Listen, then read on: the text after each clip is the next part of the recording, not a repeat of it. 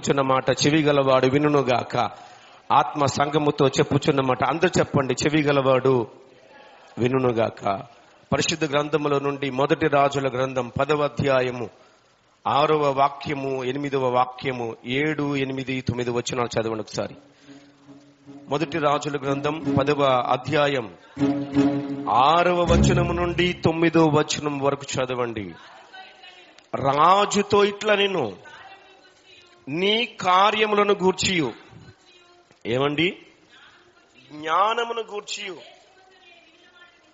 నా దేశమందు నేను వినిన మాట నిజమే, అయినను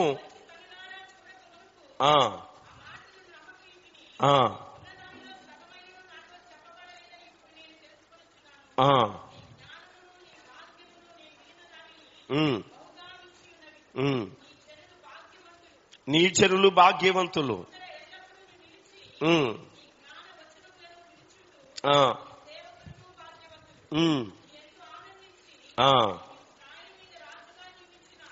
ఈ మాట అంటే చేసుకోండి. నీ అందు ఆనందించి నిన్ను ఇశ్రాయేలీయుల మీద రాజుగా నియమించిన నీ దేవుడైన చదవండి, నీ దేవుడైన యెహోవాకు స్తోత్రము కలుగునుగాక. యెహోవా ఇశ్రాయేలీయుల యందు శాశ్వత ప్రేమ ఉంచెను గనుక నీతి న్యాయములను అనుసరించి రాజ్య కార్యములను జరిగించుటకు ఆయన నిన్ను నియమించెను అనెను. దేవునికి స్తోత్రం కలుగునుగాక. హల్లెలూయా, హల్లెలూయా. ఈ మాటలన్నీ ఎవరు చెప్తున్నారంటే, షేబా దేశపు రాణి రాజుగా అభిషేకింపబడిన సొలొమోను రాజుతో చెప్తుంది. షేబా దేశపు రాణితో షేబా దేశపు రాణి సొలొమోనుతో మాట్లాడుతుంది. ఏమని మాట్లాడుతుందంటే, నీ దేవుడు నీ యందు ఆనందం కలిగి ఉన్నాడు, నీ దేవుడు నిన్ను ఇశ్రాయేలు మీద రాజుగా నియమించాడు, నీ దేవునికి స్తోత్రం కలుగునుగాక. ఆ యెహోవా ఇశ్రాయేలీయుల యందు శాశ్వత ప్రేమ ఉంచెను గనుక నీతి న్యాయములను అనుసరించి రాజకార్యములను జరిగించుటకు ఆయన ఏమండి నిన్ను నియమించెను. దేవునికి స్తోత్రం కలుగునుగాక. గట్టిగా స్తోత్రం చెప్పండి ఒకసారి, గట్టిగా స్తోత్రం చెప్పండి ఒకసారి. హల్లెలూయా. షేబా దేశపు రాణి సొలొమోను రాజుని పొగుడుతూ చెప్పిన కొన్ని మాటలతో మిళితం చేసి సొలొమోను రాజుని ఆ స్థాయిలో, ఆ విధానంలో నిలబెట్టిన ఆ దేవునిని గణపరుస్తుంది. ఎవరామె? ఒక అన్యురాలు, దేవుని గురించి తెలియని వ్యక్తి. ఆ దినాలలో సొలొమోను రాజుగా కాక మునుపు షేబా దేశపు రాణి ప్రపంచంలోనే ఆమెను మించిన జ్ఞానవంతులు లేరు, ఆమెను మించినటువంటి ఆలోచన చెప్పేటువంటి వారు ఎవరు కూడా భూమి మీద లేరు. అందుకనే ఆమెకు అంత పేరు ఆ దినాలలోనే. సో దేవుడు గణపరచబడాలి, దేవునికి మహిమ రావాలి, దేవుని యొక్క బిడ్డలు గొప్ప చేయబడాలి, దేవుని యొక్క బిడ్డలు కీర్తించబడాలి అన్నది దేవుని ఉద్దేశం, అన్నది దేవుని ప్రణాళిక, అదే దేవుని యొక్క చిత్తం. ఎక్కడైనా కానీ, ఏ స్థలమందైనా కానీ, ఏ దేశమందైనా కానీ ఎవరైనా ఉండొచ్చు, ఎలాగైనా ఉండొచ్చు, ఎలాంటి ఆలోచనతోనైనా ఉండొచ్చు, ఎలాంటి జ్ఞానంతోనైనా ఉండొచ్చు, కానీ ఆ స్థలంలో దేవుని బిడ్డ మాత్రమే గణపరచబడాలి. ఆ స్థలములో దేవుని ప్రజలు మాత్రమే గొప్ప చేయబడాలి. అది దేవుని ఉద్దేశం. దేవునికి స్తోత్రం కలుగును గాక. దేవుడు నియమించింది సొలొమోనుని ఊరికే కాదండి. షేబా దేశపు రాణి వచ్చి మాట్లాడుతుంటే, షేబా దేశపు రాణి తన దేశంలో నుంచి బయలుదేరుతుంటే, నేను కొన్ని ప్రశ్నలు అడుగుతాను, ఆ ప్రశ్నల ద్వారా ఈ రాజును ఓడగడతాను అనుకుంది తన మనసులో. ఎంతో మందిని ఓడించింది తన మాటలతో, తన ఆలోచనతో, తన ప్రవర్తన విధానంతో ఓడించింది. కానీ రాజును మాత్రం ఓడించలేకపోయింది. ఎందుకనంటే రాజు దేవునితో, దేవుని ఆత్మతో, దేవుని అభిషేకంతో నిండినవాడు. దేవునికి స్తోత్రం కలుగును గాక. గట్టిగా చప్పట్లు కొడుతూ దేవుని స్తుతించండి ఒకసారి.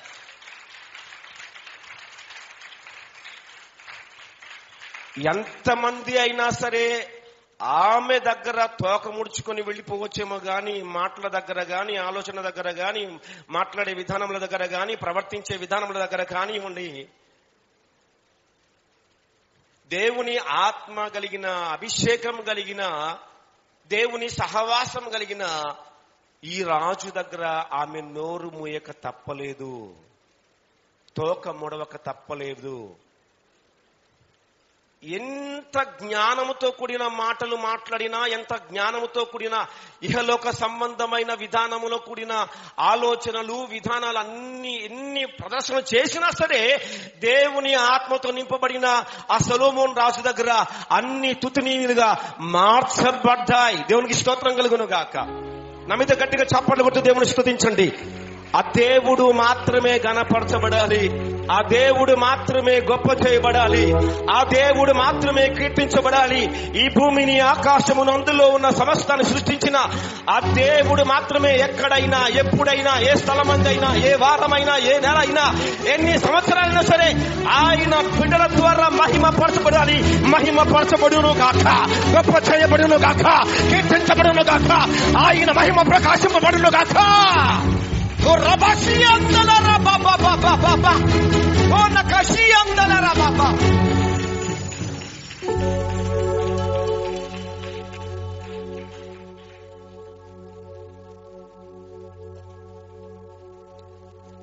దేవుని జ్ఞానం, దేవుని ఆత్మ, దేవుని అభిషేకం.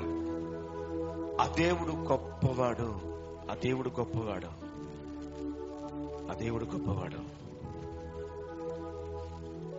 No man cannot go in front of the God. దేవునికి ఎదురుగా, దేవుని ఆలోచనకు ఎదురుగా, దేవుని చిత్తానికి ఎదురుగా ఏ మానవుడు వెళ్ళలేడు, వెళ్ళచాలడు. If anyone go, their life will be going to be destroyed.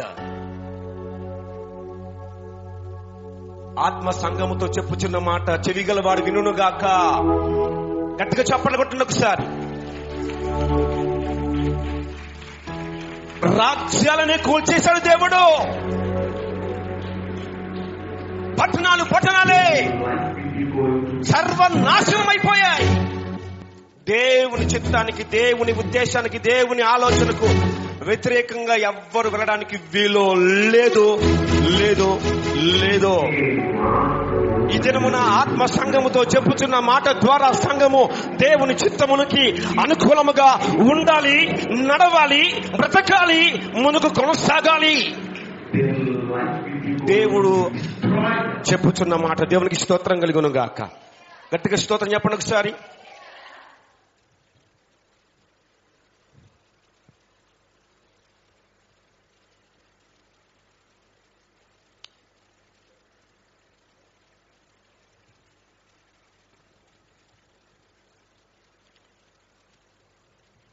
వాస్తవానికి నేను ప్రిపేర్ అయిన వాక్యం వేరు, ఇక్కడికి వచ్చిన తర్వాత ఆత్మ ఇస్తున్న నడిపింపు వేరు.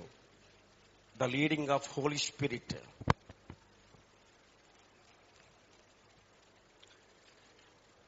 నేను మనిషిని, నేను సేవకుడిగా ఉన్నప్పటికీ మనిషిని. నా దగ్గర ఎన్ని తైతక్కలాడినా, ఎంత రెక్లెస్నెస్ గా మాట్లాడినా, ఐ విల్ బి హంబుల్. నేను తగ్గించుకొని ఉంటా. కానీ నా దేవునికి ఆయన బిడ్డగా ఉన్నా, ఆయన సేవకుడిగా ఉన్నా, నేను తగ్గించుకొని ఉన్నా, కొన్ని సందర్భాల్లో నా దేవుడు ఎలా ఉంటాడంటే ఆయన మండుతూ ఉంటాడనమాట. కాబట్టి దేవుని సేవకుడికి ఉన్నప్పుడు, లేకపోతే దేవుని సేవలో ఉన్నప్పుడు వారితో మనం చాలా జాగ్రత్తగా ఉండాలి. ఇప్పుడు నేనున్నాను, విశ్వాసులుగా మీరున్నా సరే, నేను చాలా జాగ్రత్తగా ఉంటాను మీతో. నేను మాట్లాడే విషయం కానీ, ప్రవర్తించే విషయం కానీ, ఏదైనా కానీ చాలా జాగ్రత్తగా ఉంటాను. ఇఫ్ ఇట్ ఈస్ ఎనీ దాన్ని ఏమంటారంటే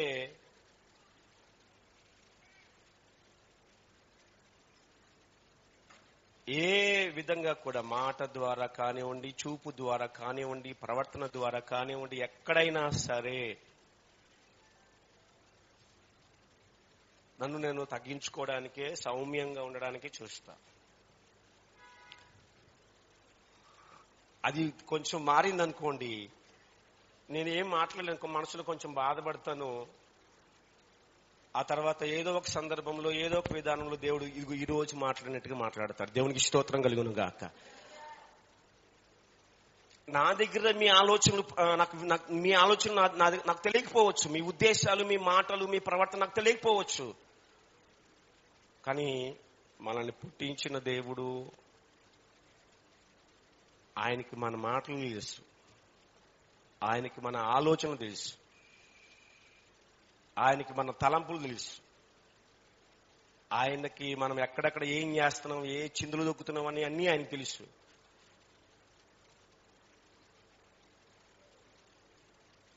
కాబట్టి ఆయన చిత్తానికి వ్యతిరేకంగా మాత్రం మీరు వెళ్ళొద్దు సుమా. దైవజనుడిగా ప్రేమతో నేను 2 చేతులు జోడించి చెప్తున్నా. అయినా నాకేం పర్లేదని వెళ్ళారనుకోండి, అది మీకు కష్టం. ఆ బాధ మీరు భరించలేరు, తట్టుకోలేరు. Be careful, be like a child of God. దేవుణ్ణి బిడ్డలుగా ఉండే విధానములు మీరు చాలా జాగ్రత్తగా ఉండాలి. అది మీకు ఆశీర్వాదకరం. దేవునికి స్తోత్రం కలుగును గాక. సరే, మంచిది. దేవునికి సమస్త మహిమ ఘనత ప్రభావం కలుగును గాక. వాక్య పట్టణంలోనికి మనం వెళ్ళిపోదాం. షేబా దేశపు రాణి సొలొమోను మహారాజుని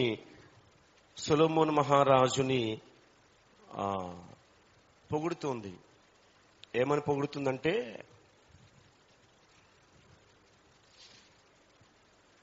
చదవండి ఒకసారి. ఏమండి, ఎన్నో వచనమది?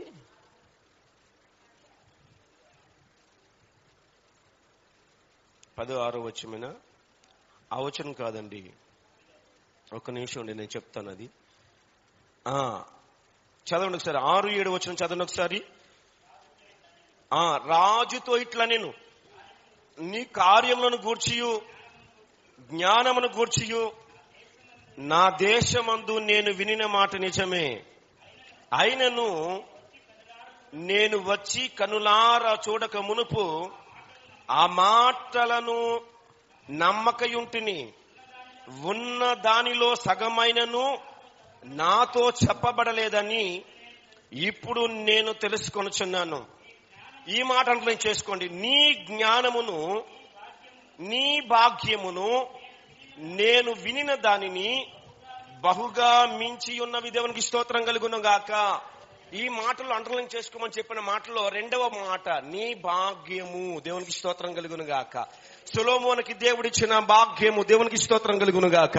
దేవుని సన్నిధిలో సొలొమోను ఉపవాసం ఉండి ప్రార్థన చేసినప్పుడు, అయ్యా నేను బాలుడను ప్రభువా, నాకు జ్ఞానము లేదు తండ్రి, నీ ప్రజల్ని పరిపాలించడానికి, నీ ప్రజల్ని సన్మార్గంలోకి తీసుకుని వెళ్ళడానికి, ఇదిగో నా ప్రభు నాకు ఏమాత్రము కూడా జ్ఞానము లేదు తండ్రి, నన్ను నీ చిత్తానుసారంగా నడిపించండి, నీకు నచ్చినట్లుగా, నీకు ఇష్టమైనట్లుగా, నీ ఆలోచనకు తగిన విధానములో నీ ప్రజల్ని నడిపించడానికి నాకు జ్ఞానం లేదు ప్రభువా, నేను బాలుడిని ప్రభువా అని సొలొమోను ఏడ్చి ప్రార్థన చేసినప్పుడు దేవుడు అతనికి జ్ఞానమునిచ్చాడు. దేవునికి స్తోత్రం కలుగును గాక. గట్టిగా స్తోత్రం చెప్పండి ఒకసారి. ఆయనకు దేవుని యొక్క జ్ఞానము నింపబడింది, ఆయనకు దేవుని యొక్క జ్ఞానము ఆపాదించబడింది. ఈ భూమి మీద అతనిని మించినటువంటి జ్ఞానం ఎవ్వరికి లేదు.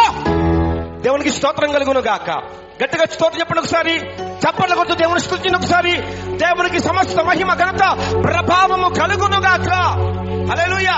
షేబా దేశపు రాణి అనుకుంది, నేనే జ్ఞానం కలిగిన వ్యక్తిని, నన్ను మించిన జ్ఞానము లేదు అనుకుంది. కానీ ఈ సొలొమోను దేవుని జ్ఞానముతో నింపబడ్డాడని ఎక్కడో వింది. కానీ ఇక్కడికి వచ్చి కనులారా సొలొమోనును చూచిన తరువాత సొలొమోను చెప్పే మాటలు వింటుంటే, సొలొమోను చెప్పే ఆమె వేసే ప్రతి ప్రశ్నకు చెప్పే సమాధానం వింటుంటే ఆమె మనసట, ఆమె హృదయమట కరిగిపోయిందట. దేవునికి స్తోత్రం కలుగును గాక. నీరైపోయిందట. గట్టిగా స్తోత్రం చెప్పండి ఒకసారి. ఇదిగో ఈ ఉదయకాల సమయంలో అటువంటి జ్ఞానముతో దేవుడు నిన్ను నింపాలనుకుంటున్నాడు. అటువంటి అభిషేకాన్ని దేవుడు నీకు ఇవ్వాలనుకుంటున్నాడు. అటువంటి జ్ఞానముతో దేవుడు నిన్ను నింపాలని, నీ కుటుంబాన్ని నింపాలని ఆయన ఆశపడుతున్నాడు. నీ హృదయాన్ని ఇస్తావా? నీ యొక్క మనసుని ఇస్తావా? నీ జీవితాన్ని ఇస్తావా? నా యేసయ్య ఈ దినమున నీతో మాట్లాడుతున్నాడు. హల్లెలూయా, హల్లెలూయా. ఎవరు భాగ్యవంతులు? ఈరోజు మనం నేర్చుకునే టాపిక్ ఏంటంటే భాగ్యవంతులు ఎవరు? లోకం అంటది, లోకం మాట్లాడుతుంది. ఏమంటదంటే లోకం, బా ఎంత డబ్బులున్నాయిరా, భాగ్యవంతులంటే వాళ్లే. ఎంత ఆస్తి ఉందరా, భాగ్యవంతులంటే వాళ్లే. ఎంత పెద్ద బిల్డింగ్ కట్టారా, అసలు భాగ్యవంతులంటే వాళ్లే. గవర్నమెంట్ ఉద్యోగం వచ్చిందిరా, భాగ్యవంతులంటే వాళ్లే. సాఫ్ట్వేర్ జాబ్ అంట, నెలకి 4 లక్షలు 5 లక్షలు అంట, అసలు భాగ్యవంతులంటే వాళ్లే. కానీ దేవుని వాక్యం చెప్తుంది ఏంటంటే భాగ్యవంతులు ఎవరంటే దేవుని ఆత్మతో నింపబడిన, జ్ఞానముతో నింపబడిన వారు మాత్రమే భాగ్యవంతులు. దేవునికి స్తోత్రం కలుగును గాక. మనకేముండాలి చెప్పండి? నీ ఆస్తి అంత ఇచ్చి ఏం సంపాదించుకోవాలి? నీ ఆస్తి అంత ఇచ్చి ఏం సంపాదించుకోవాలి? మనం ఏం చేస్తున్నాము? ఈ జ్ఞానం అంతా ఉపయోగించి ఏం సంపాదిస్తున్నాము? డబ్బు సంపాదిస్తున్నాం. దేవుని వాక్యం ఏం చెప్తుంది? నువ్వు డబ్బు ఇచ్చి మనం ఏం చేస్తున్నామంటే ఈ తెలివితేటలన్నింటినీ ఎక్కడ లేని తెలివితేటలను ఉపయోగించి ఎత్తుకు పై ఎత్తులేసి రూపాయి సంపాదిస్తున్నాం. కానీ దేవుని వాక్యం ఏమని చెప్తుంది? నీ సంపాదన అంత ఇచ్చి బుద్ధి సంపాదించుకో. నన్ను గొప్ప చేస్తే అది నిన్ను, ఎవరిని గొప్ప చేయాలంటే జ్ఞానాన్ని గొప్ప చేస్తే అది నిన్ను హెచ్చిస్తుందట. దేవునికి స్తోత్రం కలుగును గాక. ఎన్నో అధ్యాయం అది?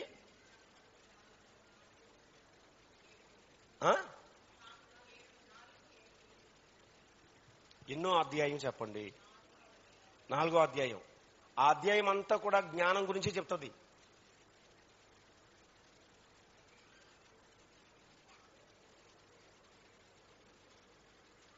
దేవునికి స్తోత్రం కలుగునుగా. గట్టిగా స్తోత్రం చెప్పండి ఒకసారి. హల్లెలూయా.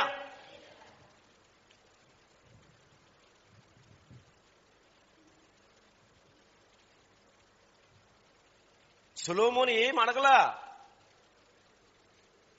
ఆయన అడిగింది ఏంటి? అయ్యా నేను నీ బిడ్డల్ని ఎలాగా, చెప్పండి, నీ బిడ్డల్ని నేను ఎలాగా, నన్ను తీసుకొచ్చి నాకు తూ అంటే తా రాదు, పొట్ట పొడితే అక్షరం రాదు నాకు, నన్ను తీసుకొచ్చి రాజుని చేశావు. ఇశ్రాయేల్ మీద ఎన్నో రాజునా